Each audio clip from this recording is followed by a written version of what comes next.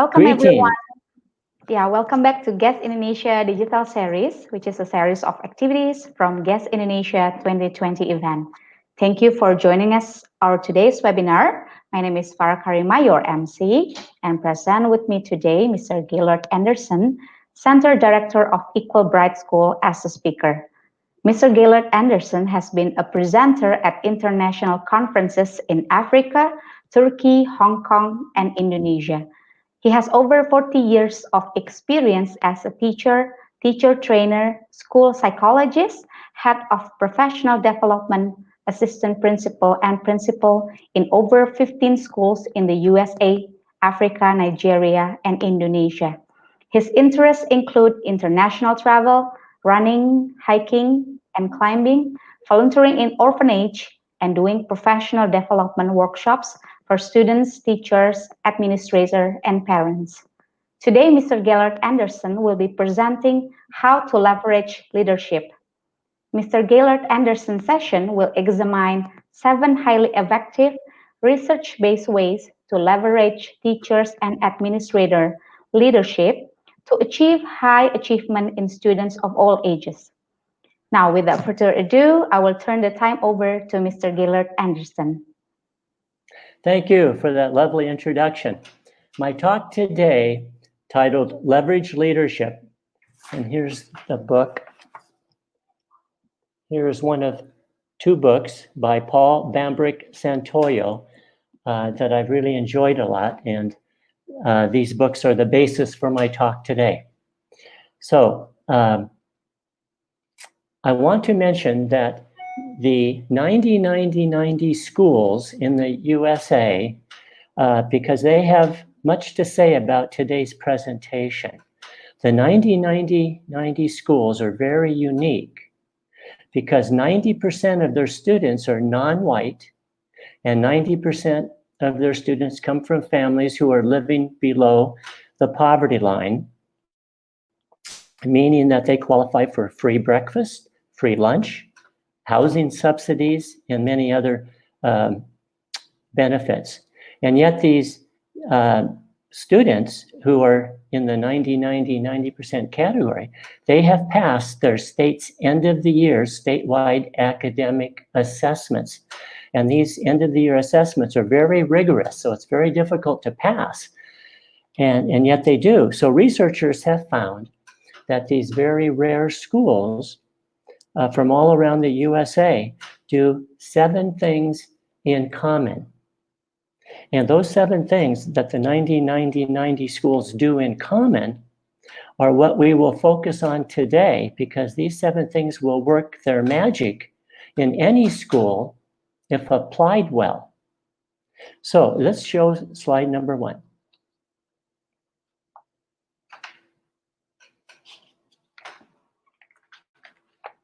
Okay, next slide.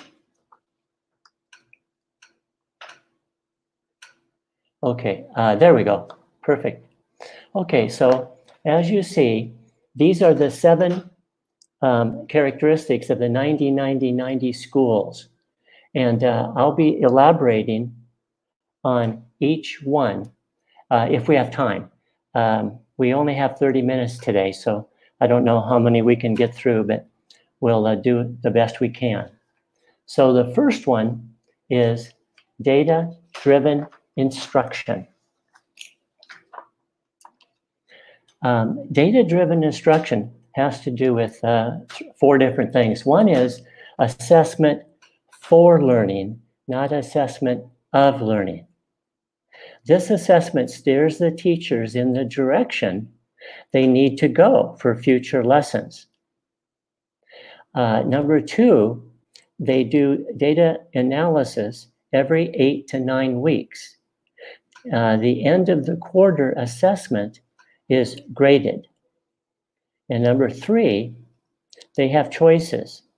Number 1, the teacher can continue at the same pace after he looks at the data analysis, or the teacher can reteach some of the skills and concepts, or number 3, the teacher can quicken the pace, or lastly, the teacher can add enrichment materials depending on what the tests tell the teacher.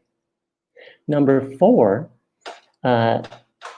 they develop action plans to address deficits of any student. Example, the teacher might look at the assessment results and decide that the student needs additional tutoring, or the student might need extra supplementary materials to reteach the core learnings, or the teacher might decide to use some manipulatives or form a peer group to make the remedial work more fun. So that's, in a nutshell, what data-driven instruction is. The data from the students determines what the teacher will teach next and how they will teach it. Next slide. Okay. The next slide, please. It's Roman numeral 2. There we go. Perfect. This is called observation and feedback. The core idea here is that by receiving weekly observations and feedback, teachers can improve as much in 1 year as most teachers do in 20 years. And that's a quote from Paul Bambrick-Santoyo, the author of Leverage Leadership. With no observation and feedback, teachers don't improve much. But with weekly feedback, teachers get concrete skills to work on and then get feedback on it the next week. Success breeds success. A synergism occurs that results in more effective teaching. The next core idea is observation and feedback. And observation and feedback are only fully effective when leaders track, number 1, who has been observed, number 2, the feedback teachers have received, and number 3, how much that feedback has improved student achievement.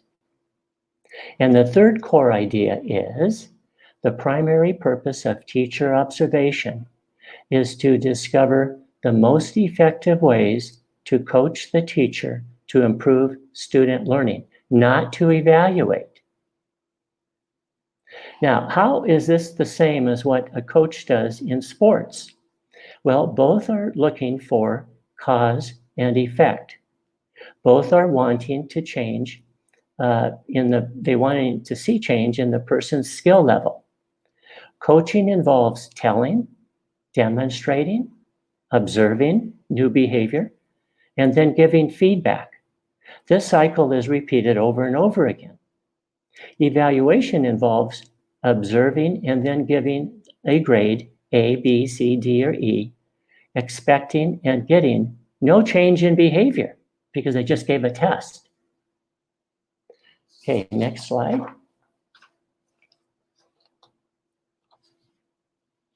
So, what do they actually do? What do teachers do when they're doing observation and feedback? And number 1 is they do weekly observation and feedback. And number 2, they praise 1, 2, or 3 teacher behaviors. They are precise and they check for understanding when they give this feedback. Number 3, they probe regarding the core issue or problem. They try to get the teacher to discover the problem themselves and the solution. Then the teacher has ownership of the problem. Number 4, identify the action steps to take with the teacher. An example would be calling on students randomly rather than volunteers. Then the students don't know if they're going to be called on sooner or later, so they're alert throughout the lesson. Number 5, then the teacher practices or role plays the new skill with their coach. An example, students are not beginning their class period by doing a warm-up. They're just kind of ignoring it. So the students can be given a warm-up activity right away, and then they role play going to each student's desk to check their warm-up. Number 6, they plan the next lesson incorporating the new skill. They're working with the teacher, and they write a brief lesson plan incorporating the new skill. Number 7, and lastly, they set a date and time for the observation of the new skill. This is the key. They put the date and time for observation in writing, so that doesn't cause any confusion. Okay, so that's part of observation and feedback. And a while back, I found an example of me giving feedback to a first grade teacher in the States. This was several years ago. And I thought I would keep it because it might come in handy for a workshop. So I'm going to use it today. And the teacher's name is Clara. And the student who she has a concern about is, what's her name? I forget. Oh, Samantha. Samantha. Okay. So we need maybe there's no next slide. Never mind. Okay, so here's the first step to give effective feedback to the teacher. Number 1, the teacher provides precise, specific praise from the teacher's observation of the lesson. I'm going to tell you what I told Clara. I told Clara, I said, you gave distributed practice when you used flashcards to review sight words and letter sounds. This enhanced long-term retention. Number 2, Clara, you elicited active participation, which gave all the students the opportunity to practice the skills and let her know which students may know or may need more practice. Thirdly, the reading exercise was also motivating because it created a positive feeling tone in class, and that creates more motivation. Number 2, with this teacher, Clara, I probed by asking open-ended questions about the core issues to narrow the focus. What is your biggest concern? I asked in your class recently. And the teacher said, a girl named Samantha. She is my lowest reader. She does little homework. It's difficult to communicate with her parents. And she's tardy most mornings. So, number 3 step is to probe regarding the core issue or the problem. So, the main problem is Samantha's low reading skills because her low reading skills affect all her subjects. So a possible solution is to have Samantha sit in front of the class by teacher's feet so the teacher can hear her responses to learn what she doesn't know yet. And then she would need to reserve her spot there. And then I said, you can tutor after school if she doesn't catch up soon. Teacher agreed to all of this. And then the 4th step is to practice or role play the action step to address the problem. So I decided I would play the role of Clara, the teacher, and I asked Clara to play the role of the student named Samantha. So I rehearsed with Samantha, which was played by the teacher. I had her role play how Samantha is to enter the room in the morning and take her designated seat at the feet of her teacher. And that worked well. And then we reversed the roles. And I played Samantha, and Clara explained to me, Samantha, the new morning reading procedure that will begin the next day. Now, I acted very unhappy about this because that's how Samantha's going to act. But I reluctantly complied, and then I practiced the new routine, which is what I hope Samantha will do in real life. the next day. Step number 5, design a lesson plan to implement the new action step. So we wrote a lesson plan in the teacher's plan book. And first, Clara talks to Samantha after school tomorrow and explains and demonstrates the new routine for the morning reading exercise. Clara and Samantha then practice this new routine until Samantha can do it smoothly and quickly. Number 6, set a timeline for when the new action step will be implemented and observed by the coach. So we agreed that on Wednesday, me, Gaylord, will come to observe how Samantha is doing with the new routine for the morning reading time. Gaylord and Clara will talk briefly after school on Wednesday to discuss how everything is going. Adjustments will be made to the lesson plan as needed. Now, that actually worked. We applied that, and sometimes when you apply a theory into practice, it doesn't go too well. But that particular plan went very well, and Clara was a new teacher, and now she had new enthusiasm for teaching because she realized that when she has problems, she can go to people like her principal or me, one of the trainers, or other colleagues who have had more teaching experience, and she can come up with a plan that suits her needs, try out the plan, and she has learned that she can modify a plan if it doesn't work perfectly. So I felt very successful there, and she felt very successful. So that's a very important skill, which is, teaching people how to observe and give feedback. So if you're a coach, you need to observe and then give immediate feedback to the teacher. And you need to break the feedback into steps, and then they can be successful. And many times you need to model what you want the teacher to do because they're not clear on that unless you show them. Okay, so that's the second skill that I wanted to mention. And that's the second way that teachers can leverage their leadership. A third way is by engaging in very good planning. So you see the slide in front of you there, and it says curriculum mapping for the entire year, ensuring the teaching of the most critical content.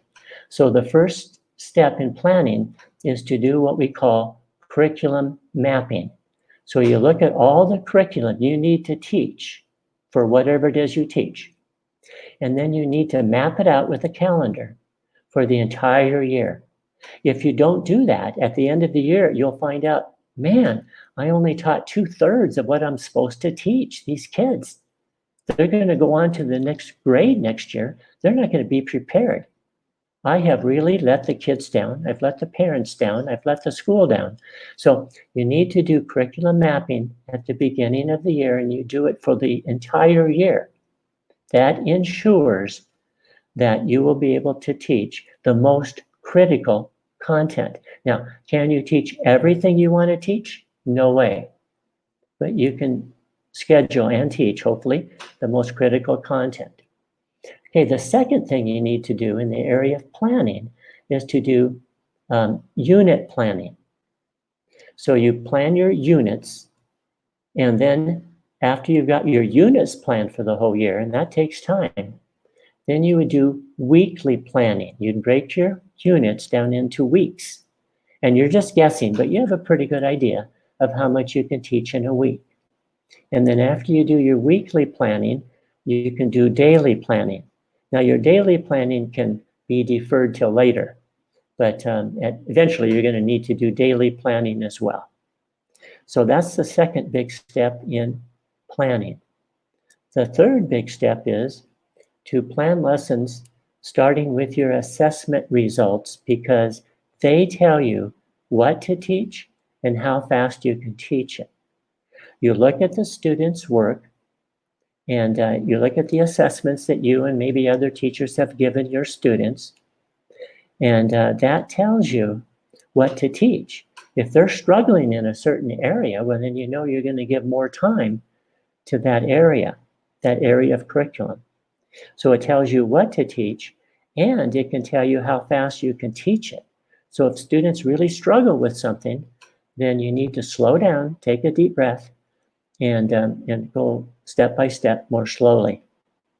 And then fourthly and lastly, if you have no assessment results, say it's at the start of the year or you're teaching something brand new, you make an informed inference, and then you plan future lessons based on what the students can do successfully. But you start off with an informed inference, and you do the best you can. And then when the student data starts coming in, then you can refine your guesstimate of how many days or weeks it would take to teach certain units. Okay, so that's number 3. Now we're going to go to number 4. And this is called professional development. And I abbreviate professional development, PD. Now the professional development that you give, or that your school gives, must transfer from your workshop to the classroom and the theory to actual implementation. So how can teachers actually use the information is what we should be asking ourselves. Okay, number 2 is we identify what professional development will accelerate learning the most. For an example, one thing that you would want to consider is teaching to the objective. When teachers learn how to teach to their objective, they start getting much better results from their students. So that's one thing I would advise my new teachers to work on right away. And I always do an in-service on that early in the year, right away, the first week, actually, so that they can make sure they know how to teach efficiently and effectively, productively, teaching to the objective. Another thing I would teach early on is classroom management, because if teachers don't have good classroom management, they will be very unsuccessful, highly stressed, and may even resign before the year is up. So classroom management is something you can't assume. Some universities don't spend much time on that, and they should. And then another one that's key is active participation. Active participation means eliciting a behavior from all of your students simultaneously. Many teachers, even if they're a veteran teacher, I've seen very seasoned veteran teachers not use active participation, which is eliciting a behavior, approving behavior from each student in their class simultaneously. What they do instead is go from student to student asking a question. Well, by the time the teacher gets to the 25th student, the student's sleeping. So if you have the students engage in approving behavior together, the teacher can see very quickly who understands the skill or the learning and who does not. So active participation is a big one that you would want to focus on in your PD if you're a teacher trainer. Another one would be motivation theory. If teachers haven't been trained in how to motivate students, they're going to be in deep doo-doo. So I would definitely recommend, if you're a teacher trainer, that you focus on motivation theory as well. Now, all of these examples have high transfer value. That means a little teacher training can result in large gains in student achievement. So, especially at the start of the year, you want to pick learning objectives for your teacher training that have high transfer value and give you a big bang for the buck. Okay, number 3, how do you determine what your PD should be? Well, I guess I didn't say this earlier. You follow the assessment data. You look at how kids are doing, and you see, are they doing well in everything, or are there a couple subjects they're not doing well in, and so on. So the assessment data that you're getting from your students can give you some ideas on what you need to focus on. If they're doing very well in the language arts, but they're really messing up in math, then you might choose to focus on some teacher training in the area of mathematics. Okay, another factor can be walk-through observations. If you do enough walk-through observations in your school, especially at the start of the year, you get to see what's going on and what's not going on that should be going on. So walk-through observations are very powerful. And you need to tell your teachers that you're going to be coming in quite a bit, so you might as well get used to it. And if you see anything that is not positive, you will talk to them privately when there's no students around, and you will give them immediate specific feedback, but you'll do that privately. And then another thing is interim assessments. So when teachers give their interim assessments, you can get some idea there of what they need for their professional development. Also, teacher requests should be listened to. You can't honor every teacher request for PD because sometimes they're asking for things that aren't as high a priority as some other things. So you want to address the high priority areas of professional development first. And then later in the year, if several teachers have a request about this or that, that's fine.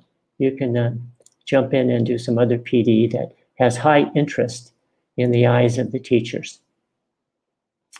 Now, number 4, use video clips of teachers' lessons. When I show video clips of teachers' lessons, when I do professional development, the teachers really pay close attention because they can identify with other teachers because they're a teacher.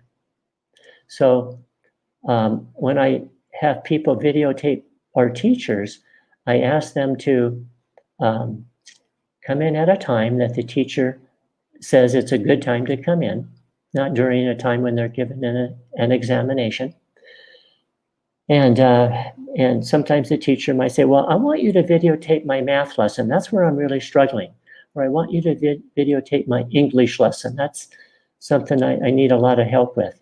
So anyway, sometimes teachers can choose, and other times you just need to tell the videographer to go in randomly. And that's what I did last year. I just had our videographer just go in randomly and videotape our teachers. And that seemed to work out fine. Okay, and then when I give feedback to teachers, or when you give feedback to teachers, if you have a video, you can stop the video and say, now, what was awesome about what you just said and did in this little 20-minute video clip? And it's so wonderful to have the little video that you can prove to the teacher they did a really good job, and here's why it was so effective. So seeing is believing with videos. Number 5 is guided practice and modeling. So does practice make perfect? True or false? How much time? Minutes? Okay, does practice make perfect? Many of you probably said true, but it's really false. Perfect practice makes perfect. Just practice, they might be practicing incorrectly. And if you allow students to practice incorrectly, it's very difficult to erase that incorrect learning. So make sure that if you're giving kids practice, that you're going to monitor that because you want to make sure that they're practicing correctly. Okay, so that's number 4, professional development. I'm going to give you a minute now. I'm going to stop talking. I'd like you to go through any of your notes if you can, and write down 1, 2, or 3 things that you would like some more information on. And I have given you at the beginning of this tape, I believe, a slide that has my email address. So feel free to email me anytime, this week, next month, doesn't matter.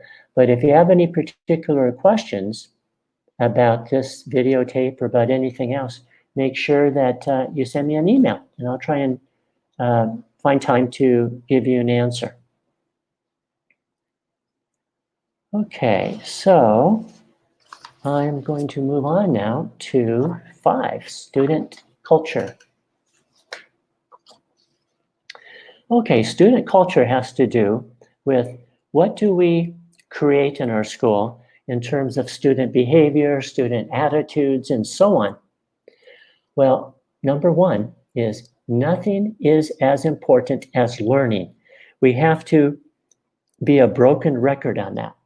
We have to have our mantra, which is nothing, boys and girls, is as important as learning.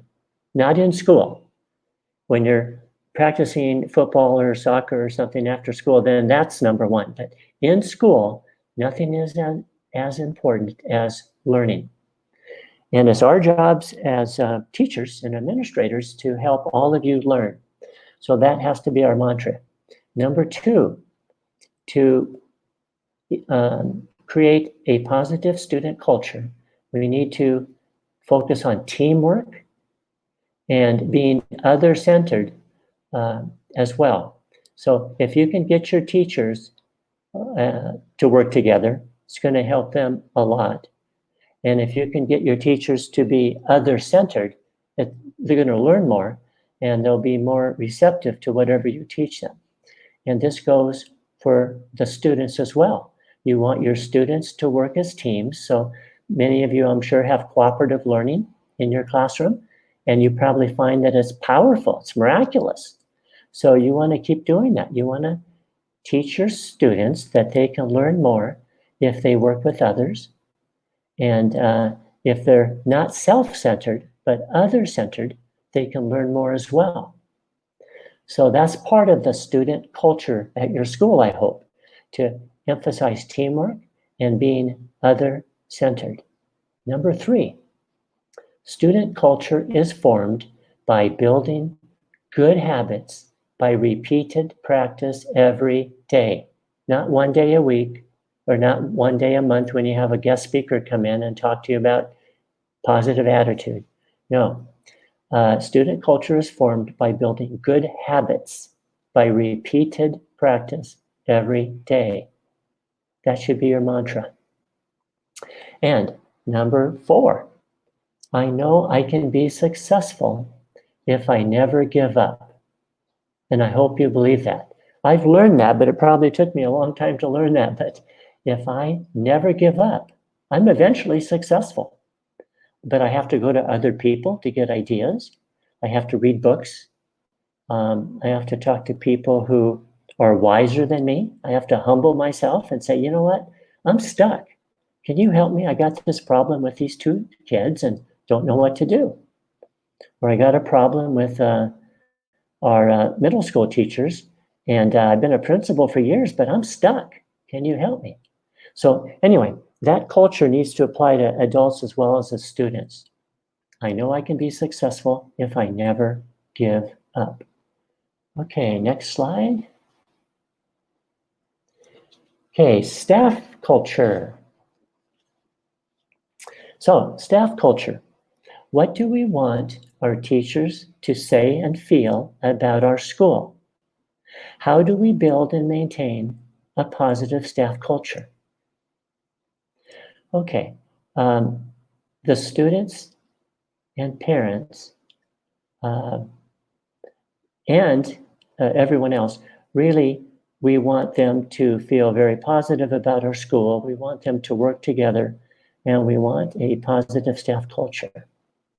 So an example is, my school delivers excellent instruction for all students. Okay, another example, teachers say, I receive excellent and ongoing opportunities for personal and professional growth.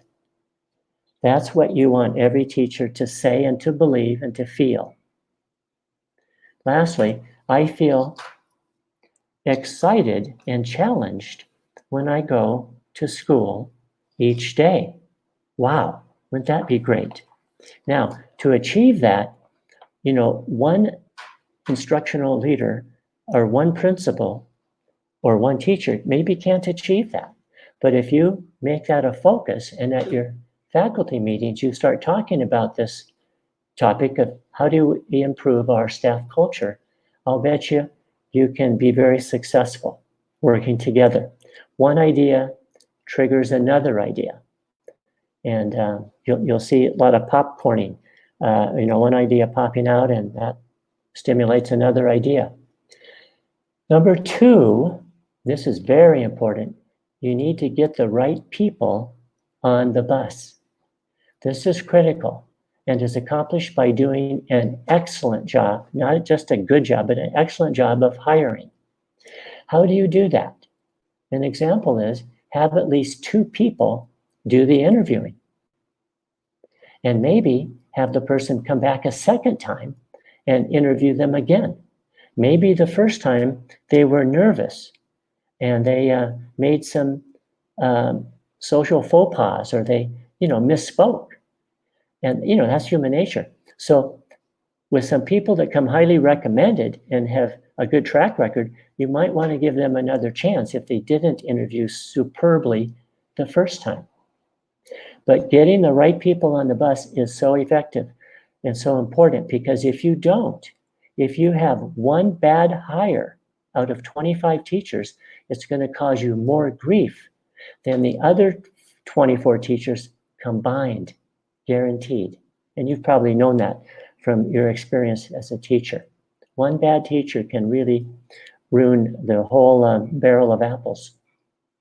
And number 3, listen to our teachers with our heads and our hearts and give them, number 1, ongoing professional growth opportunities.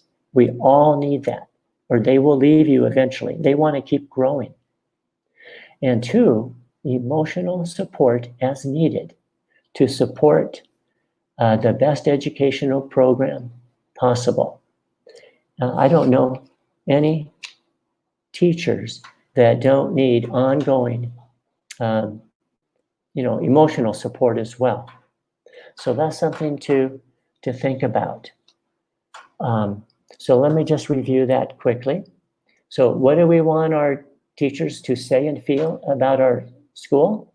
Okay, why don't you talk to your hand, or if you're sitting next to somebody while you're watching this, tell them without looking at your notes here, what do you want the teachers to say and feel about your school?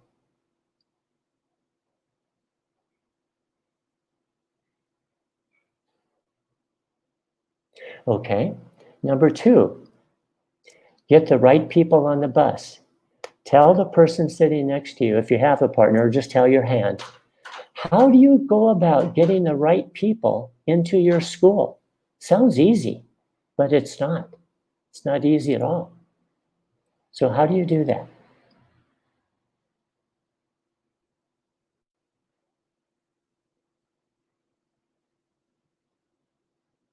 Once you get the right person on the bus and you treat them well, they'll stay forever. But if you get the wrong person on the bus, they may not want to leave and it might be very difficult.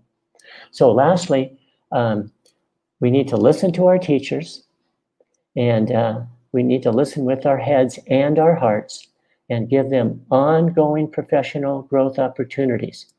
I've noticed that most of the teachers who have left schools I've been at in the last several years have left because they were not getting enough professional growth. They needed more. And then also they need emotional support. We can't ignore good teachers. Just because they're good, we can't assume they don't need positive feedback too, because they do. Okay, well, thank you for listening. And I hope to see you in live, in person sometime. We'll see what happens. Okay, thank you. Bye-bye.